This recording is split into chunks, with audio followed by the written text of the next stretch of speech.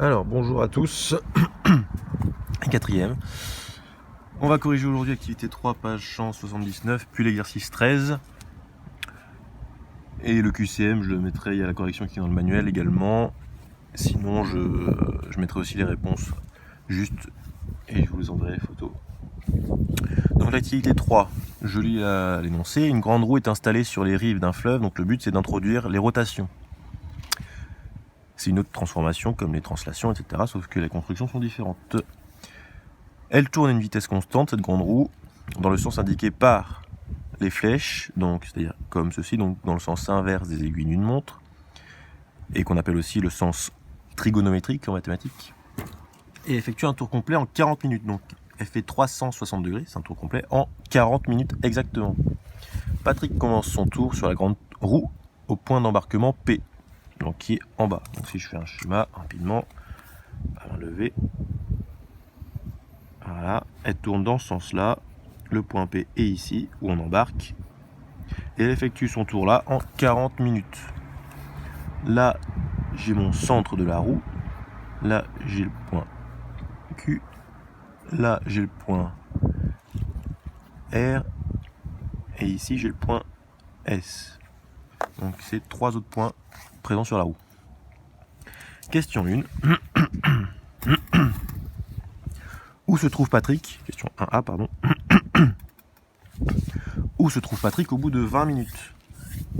Donc, si il fait un tour complet en 40 minutes, en 20 minutes, c'est la moitié, il fera la moitié d'un tour, donc un demi-tour. Donc, il fera en 20 minutes un demi-tour.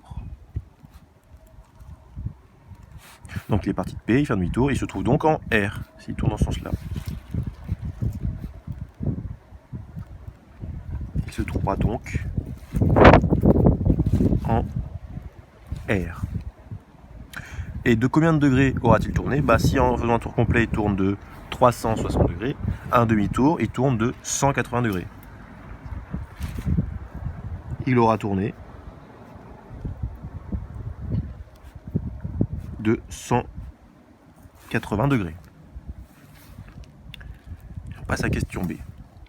Recopier et compléter la phrase suivante. La rotation de centre M et d'angle transforme le point P en... Et on vous dit une petite aide, autrement dit, quel est l'angle formé par le point de départ P, le centre de la roue qui est M, et le point d'arrivée 20 minutes plus tard qui est R. Donc je recopie la phrase. La rotation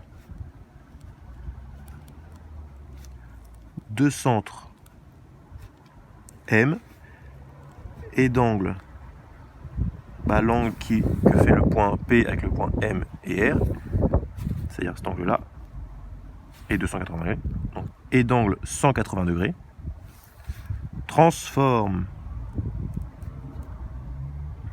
le point P, qui est au départ, et si tu tournes de 180 degrés en M, avec le centre M, transforme le point P, en R. Et c'est assez visuel avec un compas, c'est-à-dire le centre de la rotation, je mets ma mine en métal dessus. Je pars du point de départ, donc c'est P, et je fais une rotation, donc je tourne de 180 degrés. Donc c'est-à-dire je fais ça. Je pars du point P, j'arrive à quel point? J'arrive au point R. Donc c'est ça une rotation. Une rotation, c'est comme un mouvement de compas. Donc j'ai terminé ma phrase. Question C, pardon. Quelle autre transformation permet de passer du point P, qui est là, au point R, si vous la connaissez? Eh bien, pour passer du point P au point R, on fait une symétrie par rapport au point M, une symétrie qu'on appelle centrale. Le point R est l'image du point P par la symétrie centrale de centre M.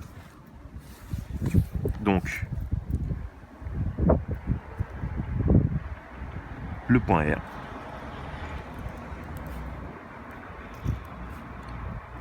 est le symétrique du point P par la symétrie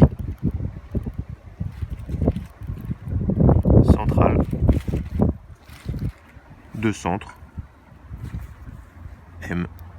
Voilà. Donc en fait, une rotation d'angle 180 degrés, eh bien c'est pareil qu'une symétrie centrale. Et cette fois-ci, on passe à la question 2. Patrick a commencé son tour depuis maintenant une demi-heure, donc 30 minutes. Question 2A, où se trouve-t-il maintenant? Eh bien 30 minutes par rapport à un tour complet qui est de 40 minutes. 30 minutes, c'est 3 quarts des 40 minutes. C'est-à-dire que 30 minutes par rapport à 40 minutes, eh bien ça correspond à 3 quarts. Donc 3 quarts de quoi? 3 quarts d'un tour, puisque les 40 minutes, c'était pour un tour. Et bien si par 2P qui fait les 3 quarts d'un tour, il se trouve en S. Patrick va donc se trouver au point S. Et de combien de degrés a-t-il tourné? Il a tourné de 180, plus un quart de tour, et un quart de tour ça fait 90 degrés. Donc 180 plus 90, ou alors 90 plus 90 plus 90, c'est-à-dire 3 quarts de tour, un quart plus un quart plus un quart, ça fait 270. Il a tourné de 270 degrés. On passe à la question B. Recopier et compléter la phrase. La rotation de centre M et d'angle transforme le point P en... Eh bien, c'est la même chose que la question B dans la question 1. La rotation de centre, toujours M ici, et d'angle, eh bien, cette fois-ci 270 degrés, transforme le point P en S. Et là, je précise pas le sens de rotation puisqu'on l'a indiqué dans l'exercice, dans l'énoncé. Il tourne dans le sens inverse des aiguilles d'une montre. Par contre, si on ne vous le dit pas, il faut le préciser. C'est-à-dire la rotation de centre M et d'angle de 160 degrés transforme le point P en point S, bien sûr, dans le sens inverse des aiguilles d'une montre. D'accord? Et question 3. Quelle rotation transforme le point P, qui est ici, en point Q ici? Et bien là, il n'y a qu'un angle de 90 degrés. Donc, la rotation, même phrase, est toujours dans le même sens, dans le sens inverse des aiguilles d'une montre, de centre M et d'angle. Eh oui, il fallait bien que ça arrive. Je reprends la rotation de centre M et d'angle 90 degrés transforme le point P en point Q. Donc voici l'activité 3 qui est terminée. Et donc on va passer ensuite à l'exercice 13. En espérant que le téléphone ne retombe pas une deuxième fois. Ça serait sympa. Donc voici. On décale. Je vais essayer de le tenir au maximum. Alors exercice 13, page 184. Recopiez les phrases suivantes en précisant les caractéristiques des rotations impliquées. Donc, vous aviez 5 bateaux qui tournaient. Donc chaque bateau, le 1 passe au 2 en tournant de 60 degrés dans le sens inverse des aiguilles d'une montre. Le bateau 2 se transforme en bateau 3 en tournant de 60 degrés dans le sens inverse des aiguilles d'une montre, toujours avec le même centre qui est ici haut. Donc le bateau 2, je vais vous montrer rapidement l'image. Le bateau 2, et bien c'est l'image du bateau 1 par la rotation de centre haut d'angle 60 degrés dans le sens inverse des aiguilles d'une montre. Donc on va écrire. Où est-ce que je peux m'arrêter? Je peux m'arrêter là. le bateau 2 est l'image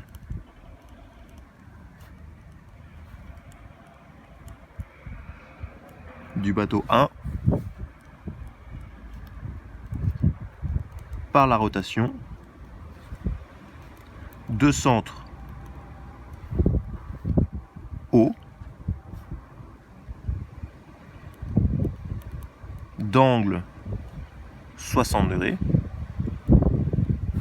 dans le sens inverse des aiguilles d'une montre.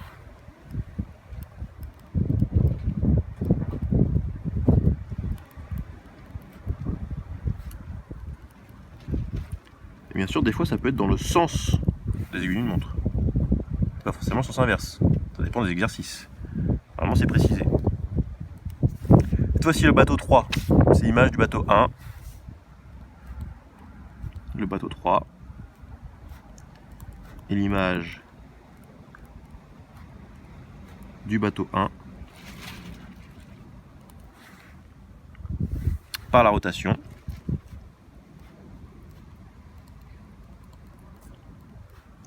de centre haut d'angle. Bien, cette fois-ci, l'angle c'est 60 pour passer de 1 à 2 et encore 60 pour passer de 2 à 3, donc de 120 degrés. D'angle 120 degrés dans le sens inverse toujours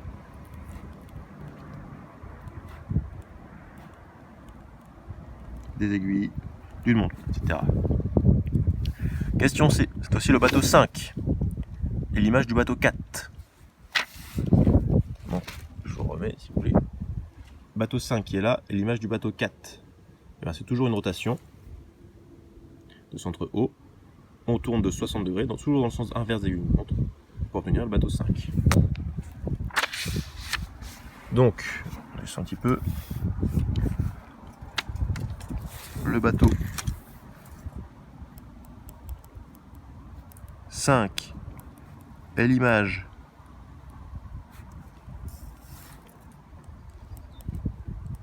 du bateau 4 par la rotation, toujours de centre haut ici, de centre haut, d'angle 60 degrés, et dans le sens inverse des aiguilles d'une montre.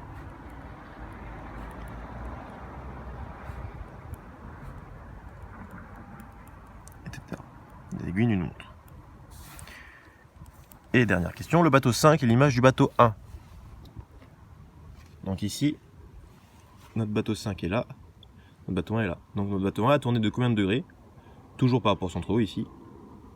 Ça tourne comme ça. Pour arriver au bateau 5. Et bien il a tourné de 60, plus 60, plus 60, plus 60. Donc 60 plus 60, 120. Plus 60, 180. Plus 60, 240 degrés. Donc, question D. Le bateau 5 est l'image du bateau 1